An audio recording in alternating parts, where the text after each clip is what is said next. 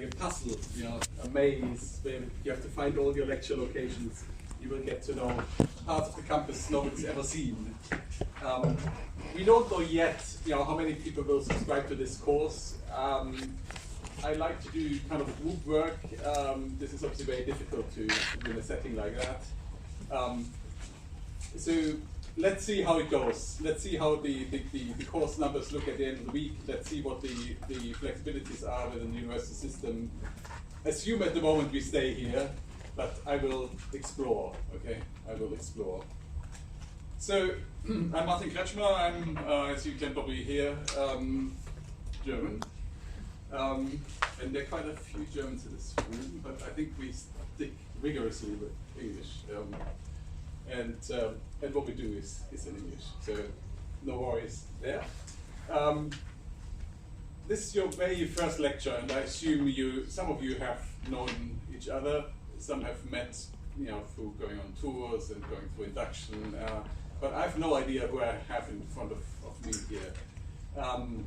So it might be helpful to signal a little bit, you know, who we have in the group. So the way I want to do that is really asking you to reflect on your own jurisdiction, on your own country, and think of contested policy issues, okay? So the point of this course is contemporary issues deals with issues which have drawn attention, where there's new research, where there is policy developments, okay? And giving you a set of tools and means of assessing what you have in these contested areas. So therefore, a first kind of primer that might be useful for me to hear, you know, where you come from, is to think of your own country, pick a contested policy issue relating to IP. So an area and an issue where there's public debate, where there are opposing sides, where people have strong views, okay? So just talk to your neighbor, spend 5 minutes, think about your own country. What is contested in IP?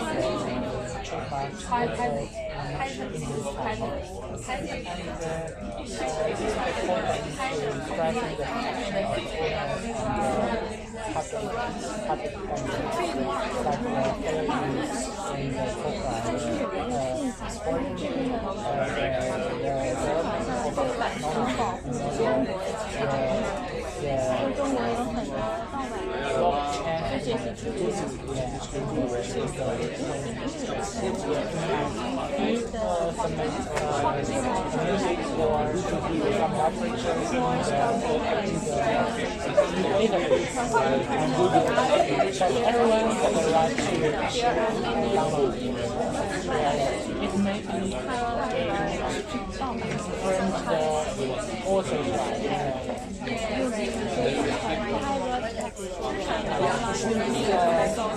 That reduction of our national policy have a tendency to the action of the past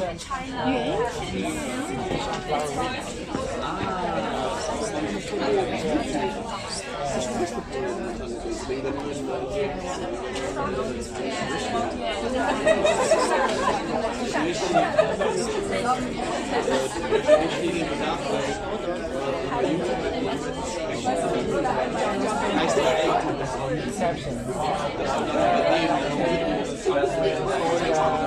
national security, you know, the power and power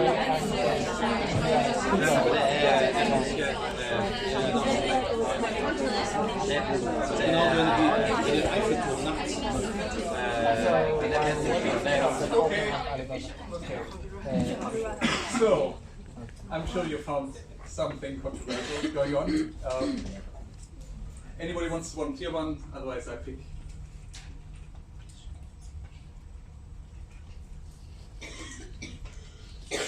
Be brave. Be brave. We are in a conversation. Always hard to be the first. Yeah, what is it about? What is it about? So maybe you want to explain what it is about. So what are we doing at the moment? Yeah, we're looking for a contested policy issue in your country. Okay, so this unit is called Contemporary Issues, and one of the things we're trying to do is evaluate how we assess controversial issues. Okay, so in IP there are many controversial issues. You know, I mean, if you listen to the news today, there was the Jeremy Corbyn Labour proposal to create a kind of compulsory licensing scheme or a generic drug manufacturer in the UK. Okay, so the Labour Party in the UK proposes something which in the past really only has been proposed by developing countries.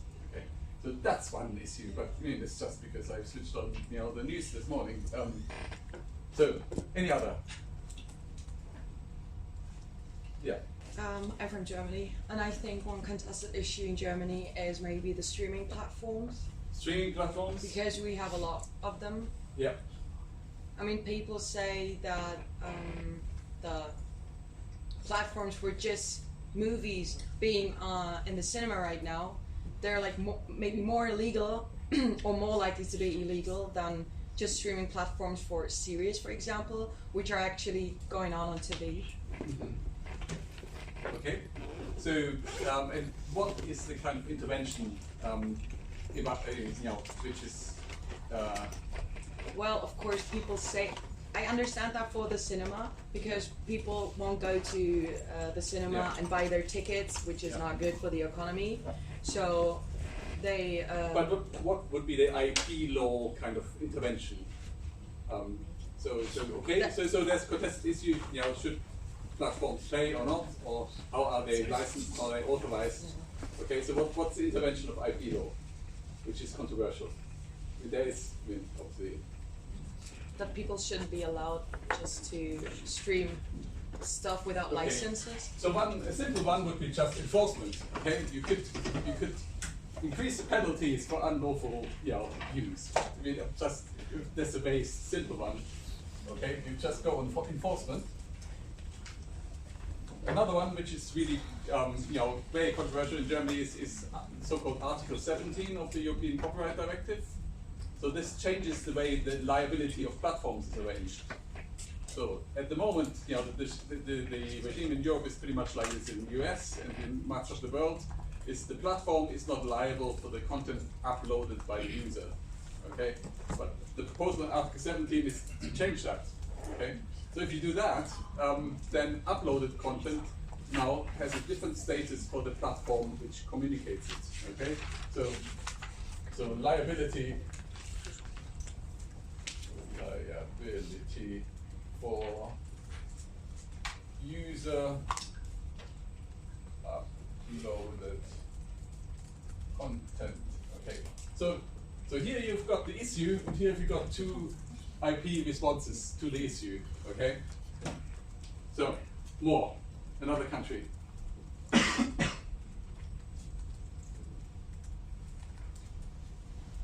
Yeah. Now we talk about deep link. Deep link. Deep link. Okay. Deep linking. Yeah, there is a linking your website, and user can use that linking to go to another website.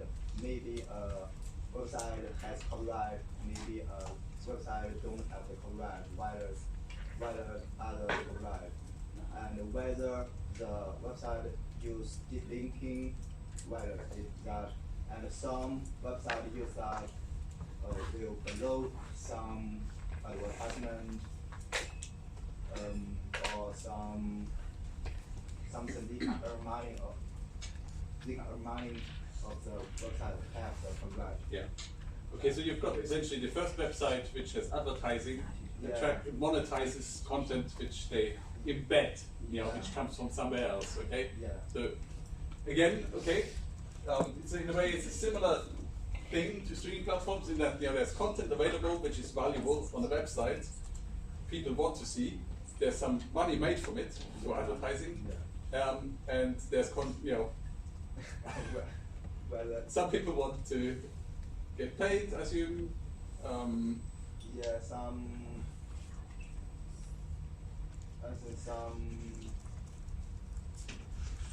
I think they earn money by the number of users use the website. Yeah, And fine. I think you probably are pretty much on the last season now. No, 2 more. It's okay. It's, today everybody is forgiven. Okay, another country. China and Germany we had. Yeah. It's not as current an issue perhaps, but the issue around medical devices or medical procedures and to what extent it can be patented and to what extent it should be public ownership. So medical devices, patentability. Okay. So what are the interventions possible? What would IP law do? Create claims that allow certain devices to be patented or not. Okay. Either way. Okay. Anything else?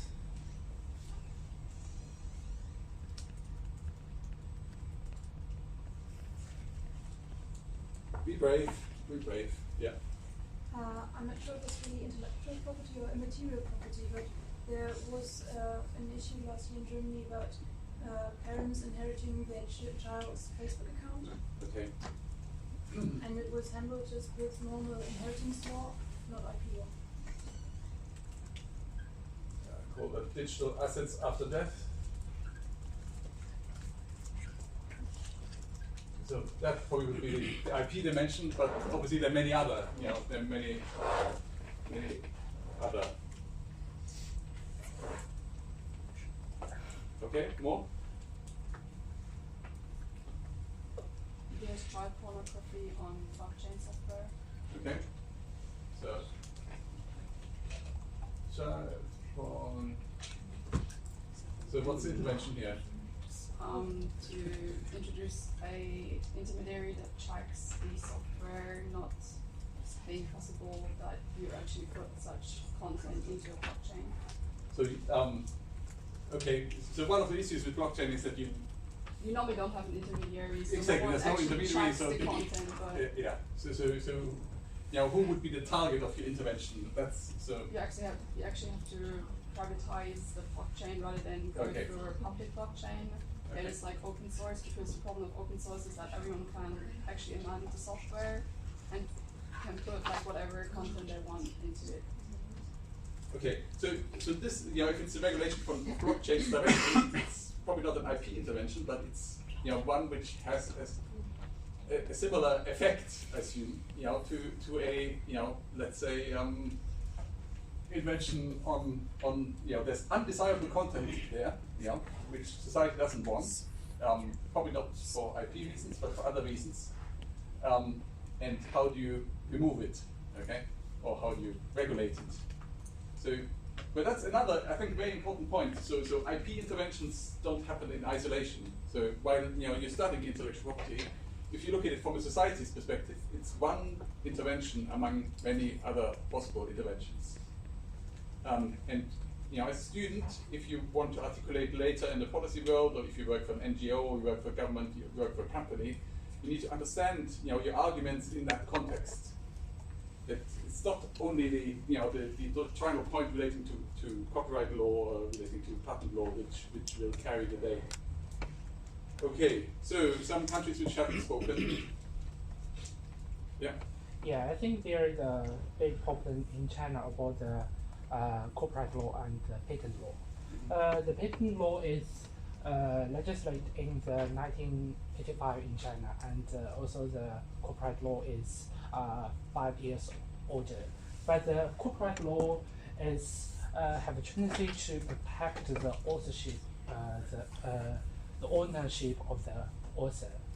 But the patent law is different. It's have a tendency to protect the content rights. Yeah. Yeah. So so far, So the status of authors and inventors is in IP law is quite different. Yeah. I have searched many cases about the patent dispute. It also refer to the labor relationship between the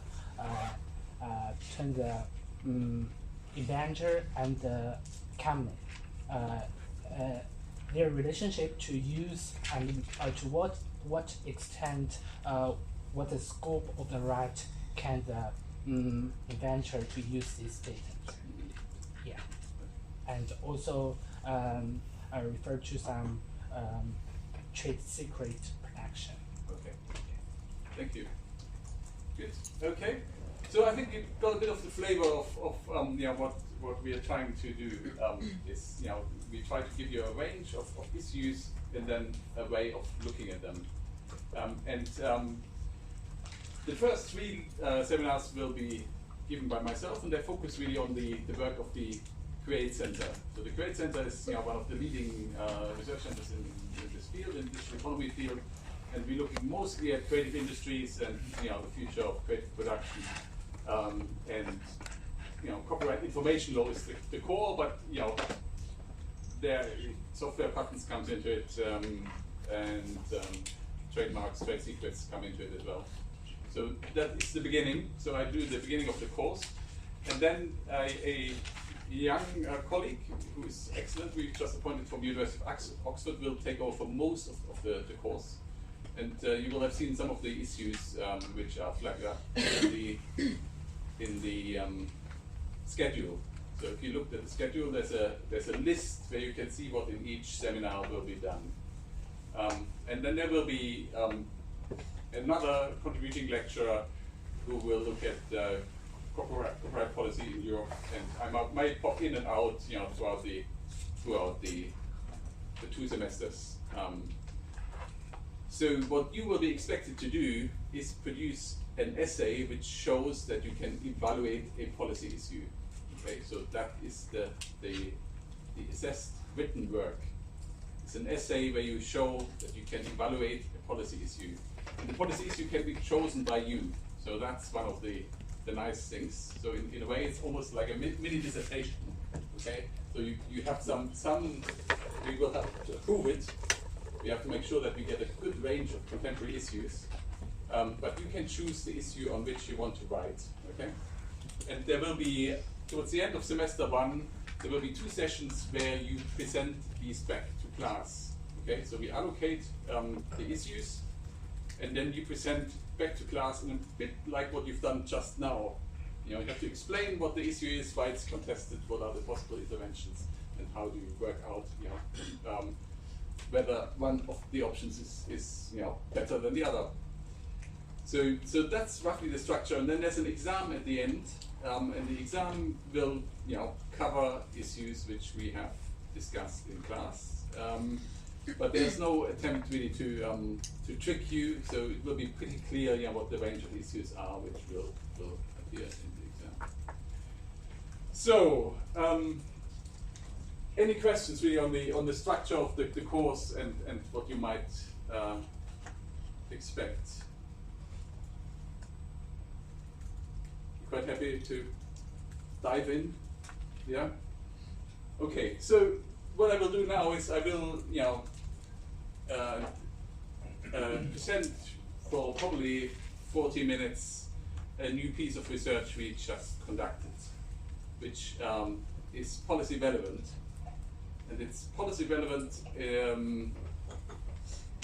it's a study of authors' earnings, so the money authors earn from which sources and the mechanisms by which they do it. And it's a repeat of a study we did first in 2006-07. So it's an opportunity basically to see a trend, how the labor conditions of authors have changed in the period of digitization. Okay, so this survey, which we sent to 50,000 writers through the Collecting Society in the UK for literary writers, has been then reported quite widely. Okay, so it was in the Financial Times, it was in the Guardian, it was in some parliamentary committee, and there is, policy interest. So the first question I ask you here is now, so what kind of interventions are people seeking? Okay, so you've got authors groups, you've got newspapers who think it's an interesting issue, they pick out particular aspects, the Guardian pick out, are we in danger of becoming an elite profession? The Financial Times focuses more on, the change in the way authors make money, so that they're more earning money from presenting at literary festivals and merchandising and a kind of different kind of approach to an author's life, self-publishing on the scene. So looking at this kind of material, as a lawyer, what kind of interventions do you think are coming your way? So what is the legislator, what might the legislator do about this? Any thoughts? If you want to change the labor markets for authors, what do you do from an IP perspective? Maybe make sure that they keep their rights after a company has used their rights, so that they can remarket their rights. Okay, so that's sometimes called right reversion. So you assign them and they come back after a certain period of time, or it could also be that certain rights never are transferred. Okay, so this, in a way, it's a regulation of copyright contract law. Yeah. Okay. Any other thoughts?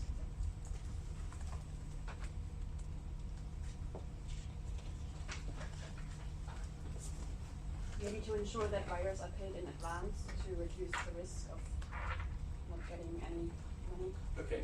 So the IP awards rights upfront, to an inventor company, to a employee, it's a company, to a author, and depending on what kind of works, it may again not be the author's, but in principle, is the author gets the award.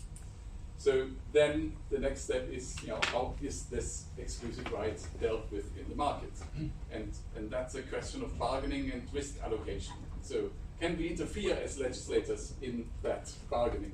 Okay, so that's a question at the heart of how the IP rights function. How do they deliver the purpose for which they have been designed? Okay, so we're on the right path. So what I will do is I talk you through what we found. Okay, so you've got a new and detailed picture of how authors live in the UK in 2019. So these are the earlier studies which posted the backdrop for the current study. I give you the links. It's interesting because of if you want to identify trends, but I will not talk a lot about these. So the first graph I want to show you is what is called a Lorentz curve. So for lawyers, this looks baffling, but this is a standard way of representing the distribution of income in a society. So the best way of looking at this is here you've got the population, and here you've got the money. Okay, and this is the red line is the equal distribution line. So if the distribution of income in a society is along the red line, you have a perfectly equal society. Because 10% of the population earn 10% of the total money, 20% earn 20%, 50% earn 50%. Okay, so so this graph shows you the distribution of earning for employed people in the UK. It's not wealth. Wealth, it would look very different. But it looks at employees, so people who are salaried in employment. Okay, so there the inequality is not great in the UK. Okay, so so here you got the mean earning. The mean earning is the average earning, and the median is the halfway earning. So the median is the point here, the point at which 50% of the population earn less. Okay, so at this point here, in the UK, you earn £31,000 in 2018. Okay, so this is how life looks for writers. Okay, so writers obviously live in a quite different world. Okay, it's what I would call a winner-take-all world. If you are, successful, you are very successful, but most are not. So you can see that the 50% mark, of writers, they earn kind of below 5% of the total pie. So half of these are already what we call primary occupation writers. So primary occupation writers, for them, writing is their primary occupation. They spend more than 50% of their time writing. Okay, so this is not somebody who scribbles a sheet at the end of the day, or somebody who goes occasionally on a poetry jam or something like that, or a dentist who writes a little booklet. Now, these are people who have the ambition to make a living from writing. So, if that's your intention in life, your chances are low. Okay, your chances are low. But if you make it up here, you do well. You do well. Okay, so I think a very essential finding of all studies of authors' earnings in the creative industries are that they look a little bit like that. It's a bit different for each sector. So in the music industry, it's even more extreme. So in music industry, so we calculate the measure of inequality through a so-called Gini coefficient. And the Gini coefficient calculates the size of this field. And the bigger that size is, the more unequal a society is. So the higher it up is, the smaller the area, and the bigger, the curve here, the higher this becomes. So the Gini for writers is 0.71, but the Gini for in the music industry is kind of 0.85. Okay, so it's even more extreme. If you go for visual artists, it's a more mixed field. So fine artists look very much like music. But if you go for designers, they're much more, moving the employed direction, because it's one can be replaced by another. It's kind of standardized type of activity. So, any questions on this? Does this surprise you, or is it more or less what you intuitively expect?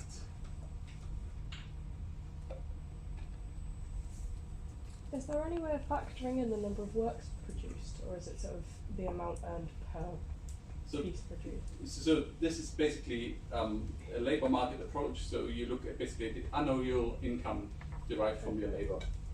So it doesn't matter whether you get it all from royalties for something you've written 10 years ago, or whether it's work you've done in the year. It's essentially the income. It's the income you obtained in that year. Okay, I'll show you a little bit more. So I already mentioned that for music it looks more extreme. So that's the first time we seen this type of analysis for a creative industries market. So this is the distribution of royalties in the performing rights society. So collecting societies are membership organizations where the members pool certain kinds of rights. So for music, this is very important because they pool primary rights. So performing rights, which is each time a music is played, on the radio, or it's in the airplane, or there's a public performance in a concert, or it's included on a website.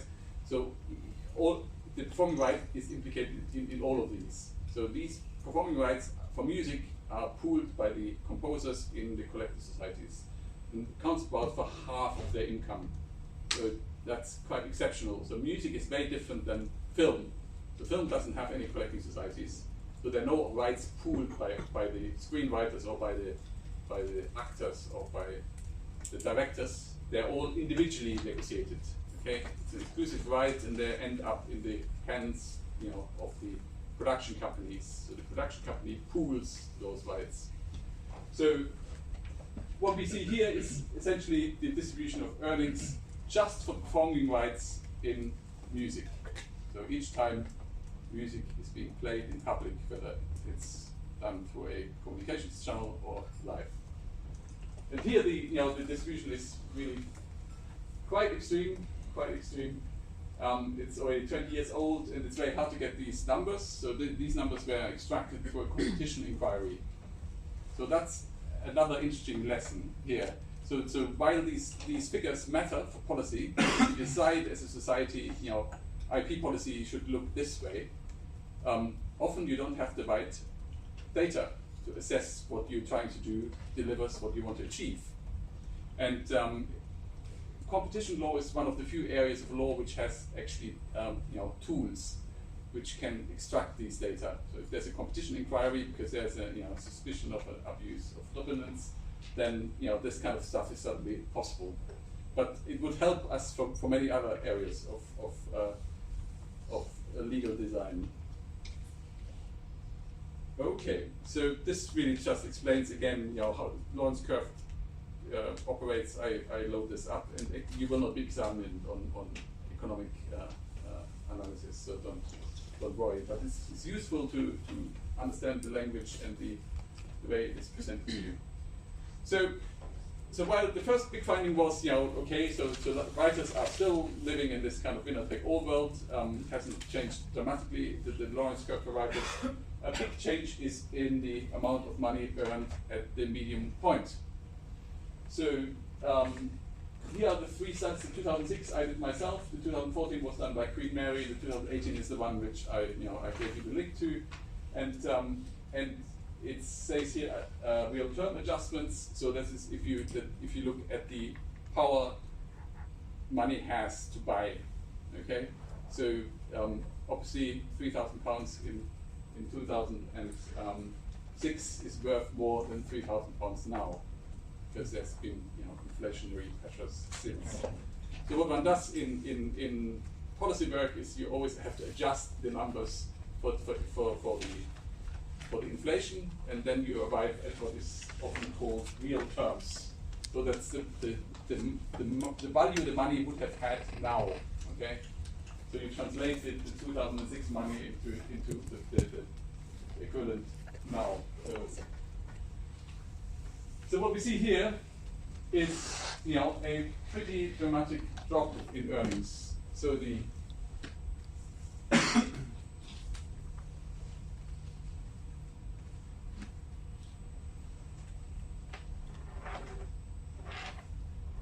all respondents are everybody who responded to our survey, and the primary occupation authors here. These are again sliced, so we only consider those authors who are professional, so who devote half their time to writing. So for them, so if you look at all, they earn very little anyway, and as a policy maker, it may not be to bother them, because as a policy maker, you may not be interested, in somebody who does scribbles on the wall or does something on the side. But if you want a creative society, you might want to incentivize authors who produce the kind of work people want. Okay, so what we see here is that the median income, so 50% of the population of writers earn less than 12,000, and in 2006. And now it's 10. And if you translate it into real terms, that's a decline from 18,000 to 10,000, and that's the 42% decline. So one of the puzzles is, why has that happened? So why is it much harder now to make a living writing than it was, 12 years ago? It's an open question. I don't have the answer to that, and I would be interesting to hear what you suggest. Because of the internet. Bitte? Because of the internet. because of the internet. Because you've got Well, so many articles and so many documentaries and everything online now, and there's so much information out there for free. People don't really need to go into bookstores and buy books to be educated. okay, it could be so that the willingness of pay of the public has gone down. But if you look at the industry income, in fact, it's not true. So, I mean, in the UK, it's different in each country, but in the UK, the publishing industry is actually doing well. Okay, so the publishing industry as a whole has not suffered this decline. The total number of revenues for the public industry is higher now than it was 12 years ago, in real terms. So, so that suggests that not that people buy less, but that the companies, public companies, make money from different sources. So, and which may be not covered by the publishing contracts. You know, that's a possibility. That's a possibility. But it's puzzling. It's puzzling. So it's not really the, you know. Also, if you look at total entertainment spend, you know, that's also not gone down. It's gone up. So it's not that people spend less money on being entertained. They just spend it differently. So, yeah, I just have a question about the definitions. yeah, I thought about, for example, Franz Kafka. yeah, So he was not really commercially published when he was alive. He was not. He was writing only at night because he was working as an insurance employee. So when I see at the definition there he's not really an author. Like, but I have really problems with these definitions there. So how can we get Kafka also in this category? Like, he was commercially published, but after his lifetime. yeah. So is he like an author because of commercially publishing after his death, or was he an author already when he was alive? That's the question.